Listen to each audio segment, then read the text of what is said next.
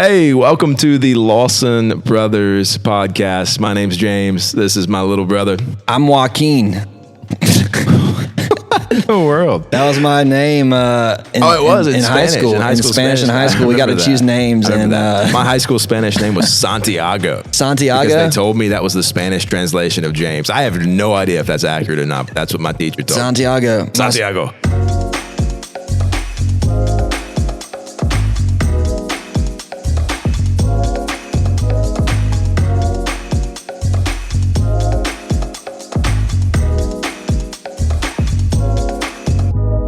James, what's your full name? James Marion Lawson.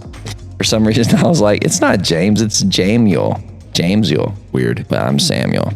Yeah, Samuel Donnan Lawson. So you got Dad's middle name. I got Dad's middle name. I got Dad's first name. And my Grandpa Lawson. Grandpa Lawson's. That's true. Is Kenneth Donnan Lawson, right? Kenneth Donnan Lawson. That's his name? Cool. Yep. Yeah. Yep. Because he went by Donnan. Grandpa Lawson went by Donnan growing up, and then switched around. It was Ken for a little while, and that's depending on where you knew him from, determined what you called him. Yeah, that's pretty cool. Dad never went by Donnan. He's always been married, I think, right? Yeah. So I don't know if you realize this or not, but what? So Dad named me after my middle name is Dad's first name, right, and your middle name is Dad's middle name, right. Noah's middle name is my first name. Yeah. And Judah's middle name is my middle name. I guess, knock on wood. Do you know that? If I have two boys one day, dude, I got to keep that going. Keep it going. So Samuel. There are some steps that need to take place first. Before I have boys? Absolutely. Well, duh. Just clarifying there. What are they, James? We're not going to go there, Sam. We're not going to go there. You opened the door.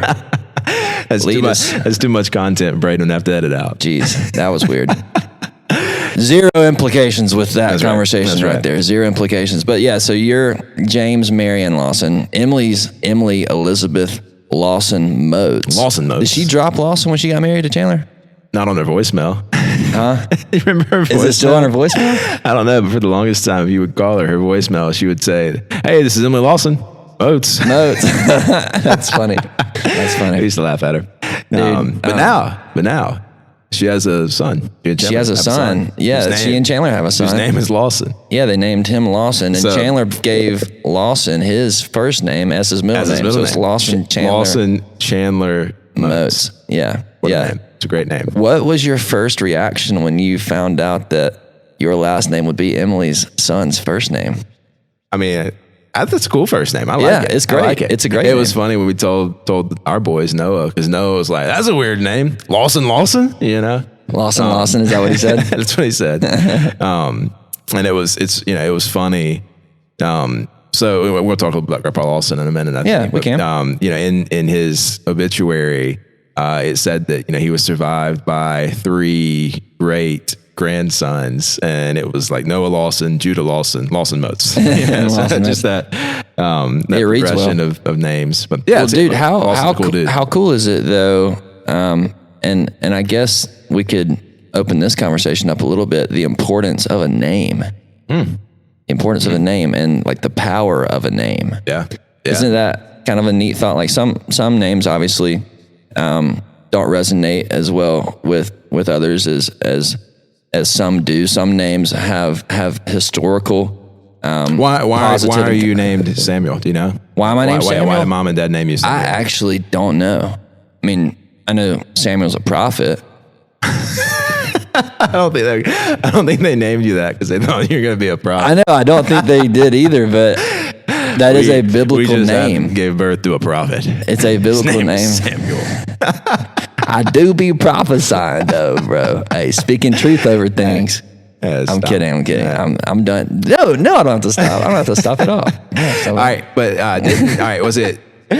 Hannah in the Bible was Samuel's mom, right? Somebody fact check me. I think Dennis Fuller. But what's Dennis Fuller? All right, if I'm not mistaken, Hannah's prayer. When Samuel was born, she was like, "That's for this right." child, Hannah's Samuel's mom. Correct. Yeah, I did. Correct. And she gave him back to God.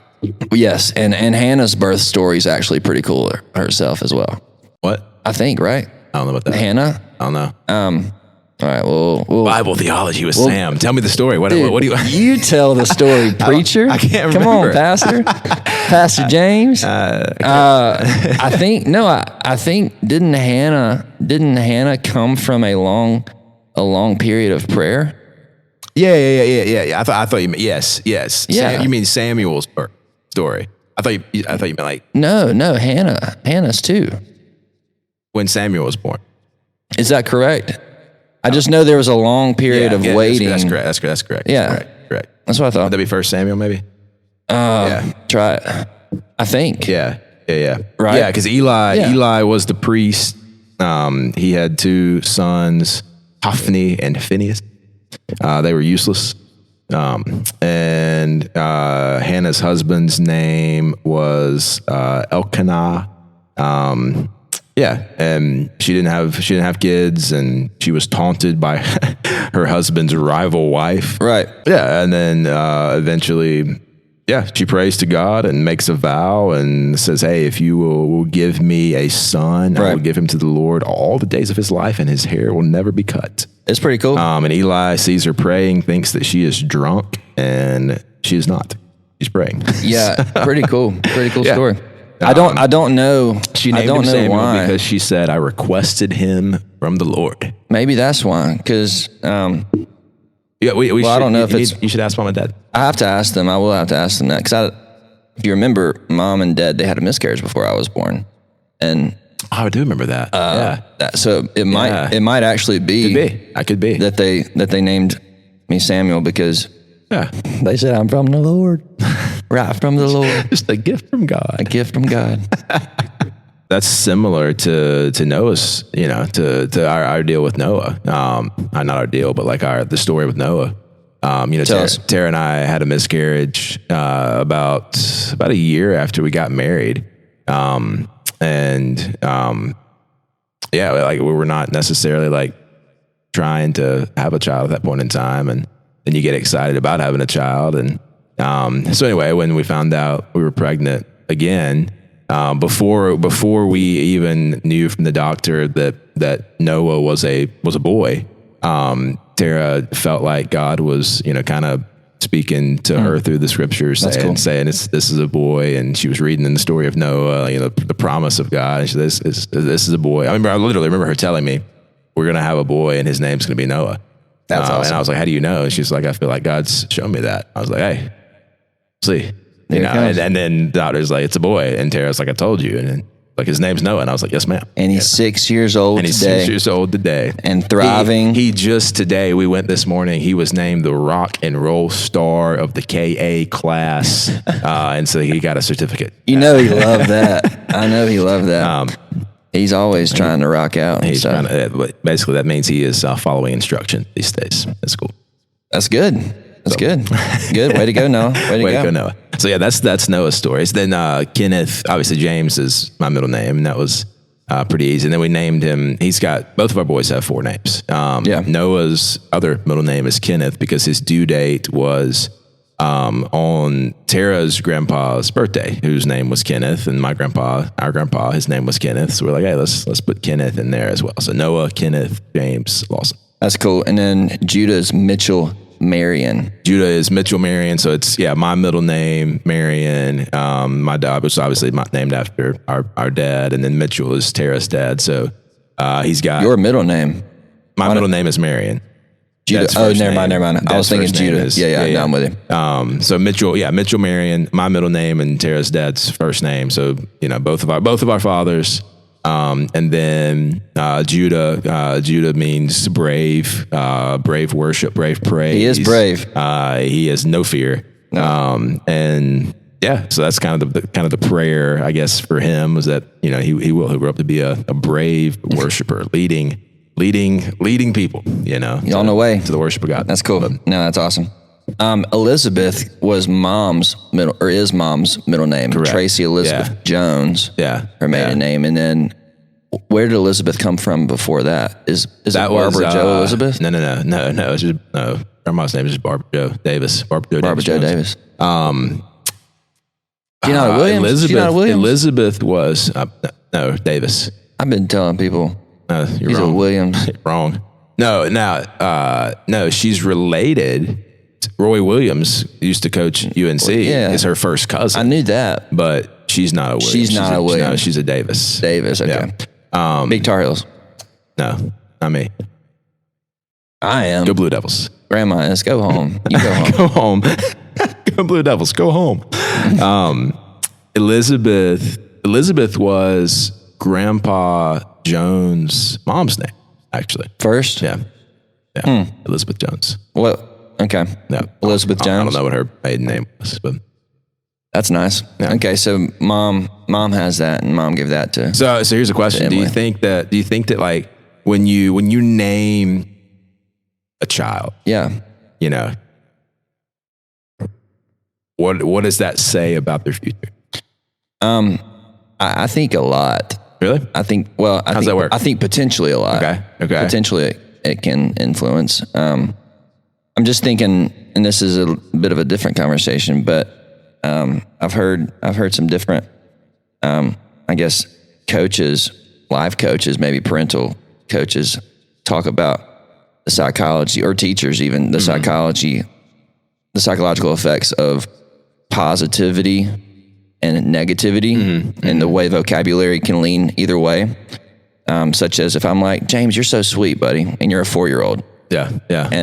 And I say that all the time. You're sweet, you're kind, you're nice. You start to believe it. You start to believe it, and you start to embody that as you grow and progress. Yeah. And if the opposite, if I'm told I'm a Lawson, which I was told, hey, you're a Lawson. When you leave, think about the name on your back. Yeah. What did that always say? Remember who you are. Remember who you are and whose you are. Yeah. And obviously he's not just talking about being a Lawson, but he's talking about you're reflecting Jesus. Sure. And that sort of thing. And I think there is a lot to say about the power of a name and the connotation that is associated with the name. Yeah. But I don't think it has to rule you if you have a bad reputation, or if there's a historically negative connotation with certain names or words, or if like the lineage of your family hasn't been the kind of legacy you want to pass down. You always get a chance to rebuild your name and to start fresh. And I think about like Grandpa and Grandma Jones. Both of their families in the past, there was some brokenness there. And they made a choice that together their legacy was going to be a little different in terms of the way they parented and led their family. And that's really cool to see how they've passed a different legacy down to their kids than maybe they were given. Yeah, it's cool, and it's fun being their grandchildren, right? We get to experience some of the fruit of their decisions very much. Yeah, but there's a reason that people don't name their kids Judas or Jezebel. Yeah, That's interesting. Or Rahab, right? Have you ever met a Rahab? But her story was redeemed. It was redeemed. It was redeemed, and she actually ends up in the lineage of Jesus, which is fascinating. She is in the lineage. Yeah. How about that? No, it is. It's incredible. But I guess full circle, you as an individual get the chance to make a decision about your current day. Sure. How you live, how you react and respond to things. And so there is power in a name, but there is one name. Ooh, that's good. Above every name. That is above every name, that actually liberates us to make good decisions, to be nice, good people. So we were talking before we jumped on here a little bit about Grandpa Lawson, who passed away a little over a week and a half ago now. And we were in the upstate last week and got to celebrate his life with our family. And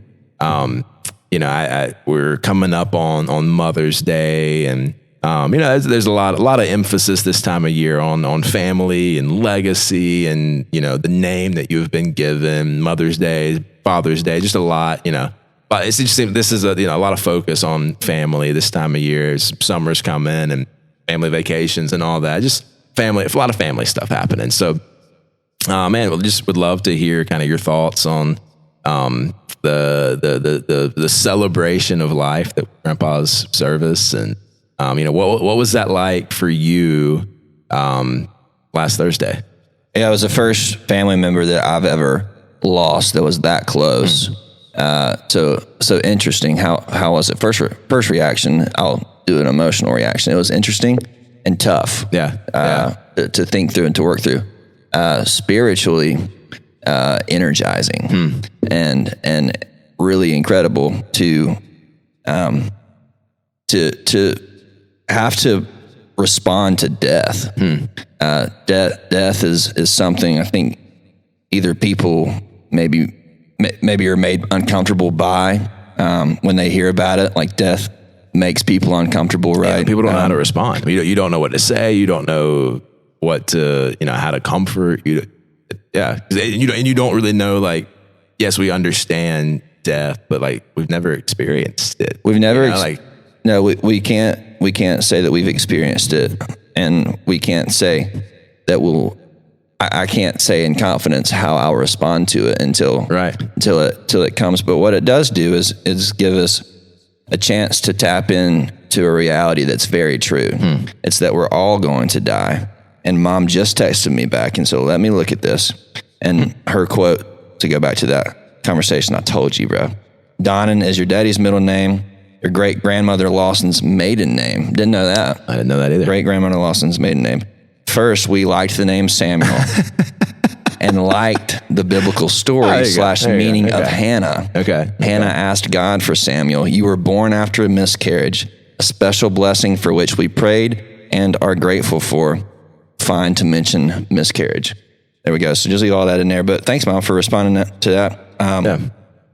Maybe that will encourage some moms post Mother's Day, or some ladies who have been through that and walked through that God can bring beauty even from that. And He captures our attention through tough stuff. Yeah. So you were talking about death and like finding hope in the midst of the difficulty, the tough. Well, I just said you're faced with the reality that all of us are going to face death one day. Sure. And one might have hope through that, facing the reality of death, or one might not have hope yet. Sure. That's fair. Right. And so I'm definitely not saying that everybody has hope when they face death. What I am saying is that we have the opportunity to have hope. Yeah, you can. When you're in the face of death. Sure. And that really kind of hit home with me for the first time in a very tangible way, standing in the receiving a friend's line, not as somebody that's attending receiving of friends, but on the receiving end of friends in that line. It's a very different perspective, really weird feeling of, seeing people you hadn't seen in years and they still look the same. They sound the same. Few heads are a little wider than before, or, I'll stop there.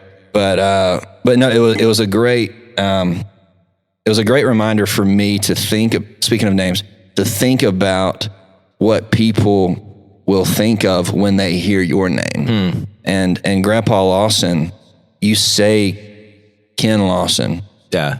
And people have stories of him talking to people at stores, praying with them, missionary, Christ-like, loving, give some crazy gifts at Christmas time. You never know what you're going to get. Loving, full of joy, a goofball.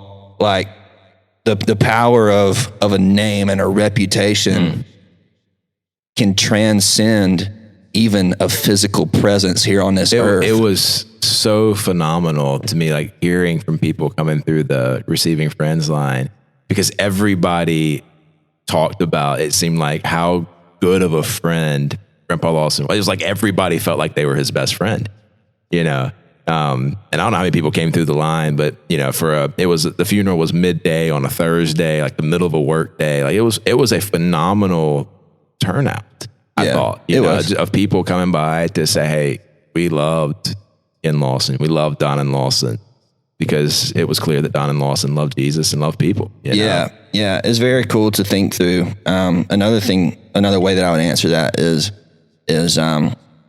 because Grandpa is now in heaven, in fellowship with his Savior. What was also cool for me to think through was the fact that he is reunited with Grandma Irene, who passed away before Yeah. We were born now. Grandma Ella. Before you were born. Before I was born. Yep. I hadn't really thought about that. But like I'm the only grandchild on that side of the family that has any memory of Grandma Irene. Okay. She passed when I was 4, which means that Emily was the only other grandchild alive. She was one. How old is Brandon? Brandon's just a year. He's a year older than you, right? So yeah. I had never really considered that, but yeah. That's a cool thought. But their story together is phenomenal too. Like, they were missionaries in Rome. They left to go pastor Rome Baptist Church in the heart of downtown Rome. They'd have 35 to 40 different countries represented in that congregation every single Sunday. And there's Grandpa from the upstate of Easley, South Carolina, preaching in Rome, Italy. To literally to the nations, and Grandma Irene from the same area, Powdersville area, there with him. But, they were home on like a furlough, just come back to spend some time in the States to thank those that supported them, et cetera. They were kind of doing, speaking at churches, and, it was October of 1996. Grandma Irene and Grandpa, they were speaking at Rock Springs. Where do you remember that? I do. Really? I remember. Wow. I remember being in the room. They were speaking at Rock Springs. Mm-hmm. Grandpa spoke, and then Grandma Irene got up and kind of shared her testimony about giving your life away for the glory of God. And she sat down in the front row and laid her head on Grandpa's shoulder and had an aneurysm. And she passed away right there. And I told Dad, I remember being there, and Dad was like, "No, you weren't there. But I was talking to Grandma Jones about it later, and I was sitting with Grandpa and Grandma Jones that night in the auditorium. She said she kept asking me, "What's wrong with Grandma Irene? Where's Grandma Irene?" And so anyway, she and Grandpa took me and went and picked up Emily from the nursery, and we went home. Yeah. So I didn't realize until we got into the service that sanctuary that we held Grandpa's memorial service in was the exact place that Grandma Irene passed away. I didn't realize that until I think Dad said that in his his talk for a few minutes, and that really was kind of a surreal moment for me. I could almost feel her there with us in that moment whenever he said that. Interesting. That's where I was baptized too. Really? Mm-hmm. I didn't know that either. Yep. That's cool. When did that's cool. Wow. A lot happened in that room then, I guess. Happened in that room. Yeah. And that's the first time I've been in there since we were probably since we moved to Pickens. I was 8 last time I was in that room. Was that weird walking in there? It was interesting. It was a lot. It was smaller than I remember. Oh, true. I guess I remember being a kid and going to church there, and it just feeling like this massive auditorium. It's beautiful. And in that compared to Sakona's, it's significantly bigger than Sakona's sanctuary. Yeah, that's true. Yeah. Seats probably, I don't know, 500-600. But it's beautiful auditorium. Looks just like it did, at least in my memory. Looks just like it did. Blue It is beautiful. Yeah. That's pretty wild. I was very encouraged by the funeral, and I feel empowered now and a deeper sense of responsibility to carry on the mission that not only Grandpa gave his life and dedicated his life to, but just as I think just from experiencing that as a 23-year-old, where I can really think and take it in, if that makes sense.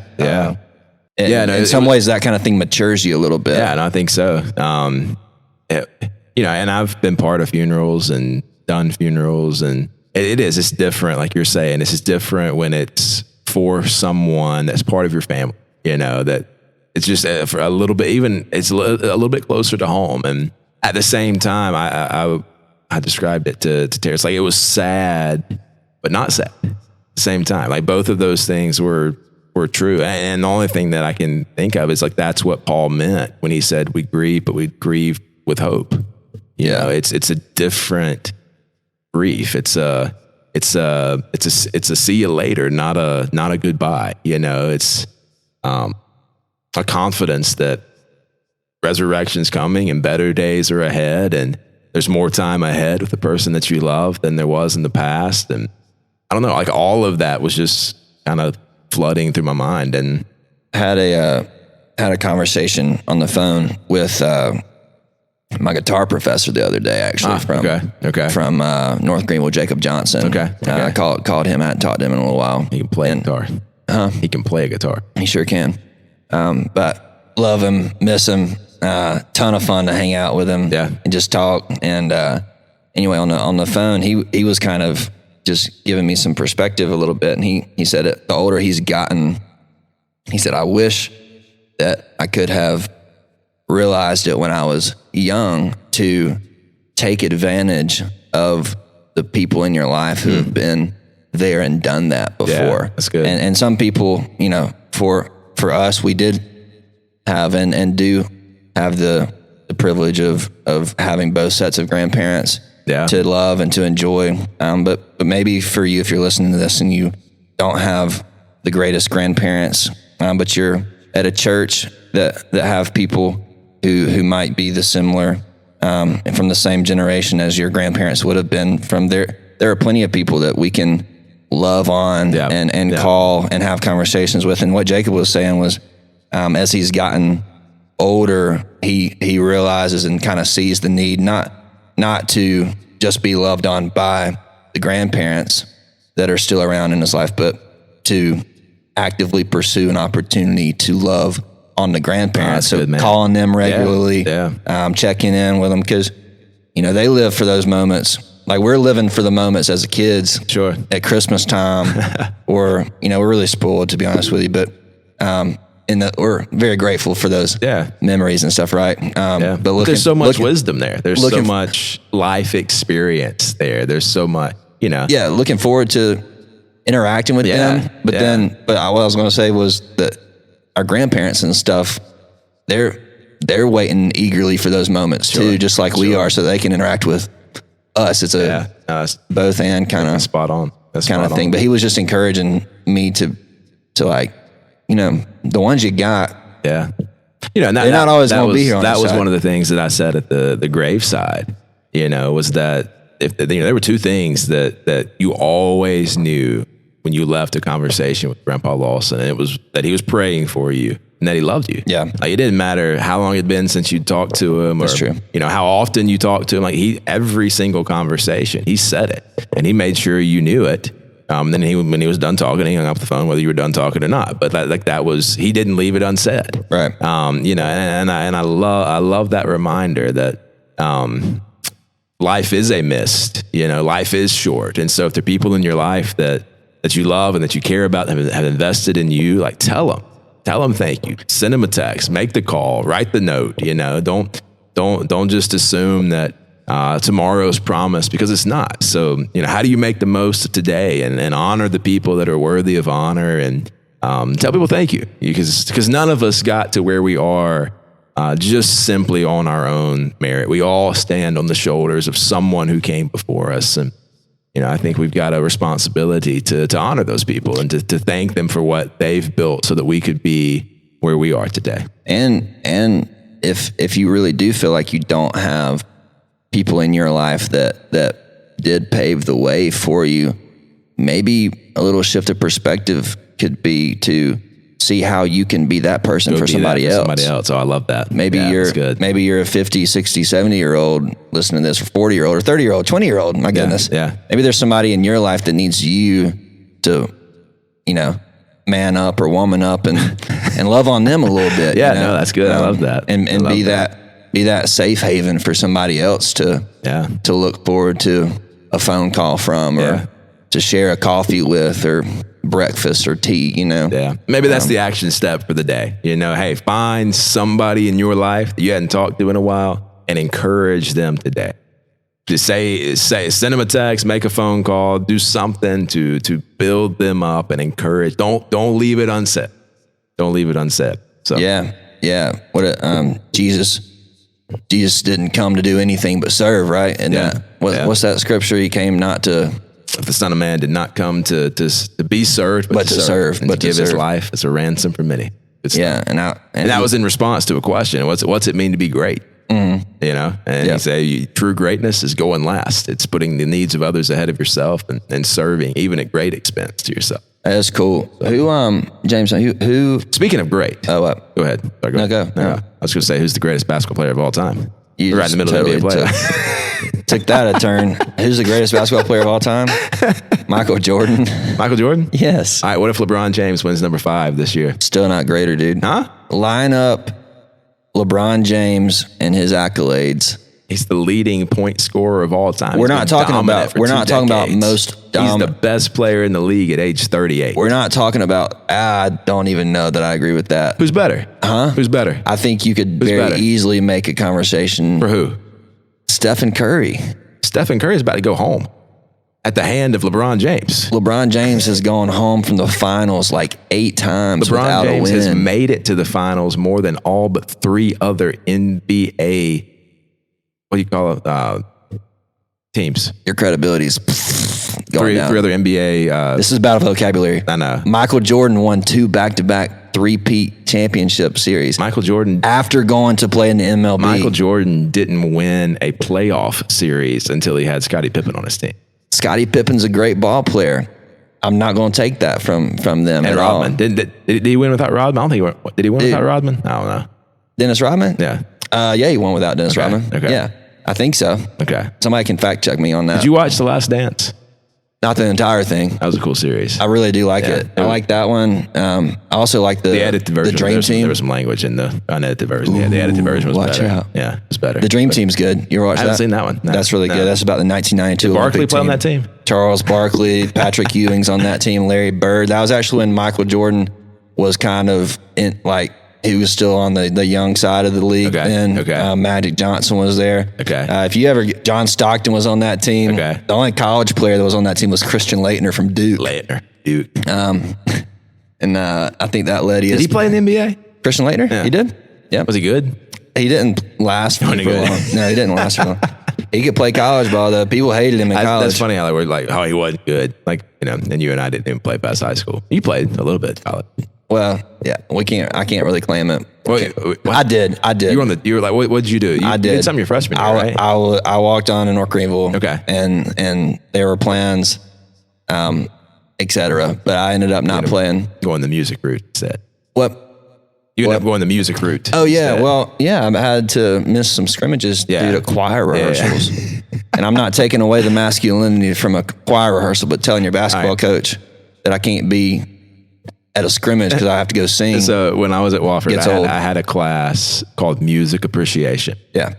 And my professor in that class was like a world-class level violinist, okay? Yep. And she would do a couple of concerts throughout the year, and in order to pass the music appreciation class, we had to go to one of her concerts, and I procrastinated on it and didn't go until the last concert that I could possibly go to was the last scrimmage of spring ball.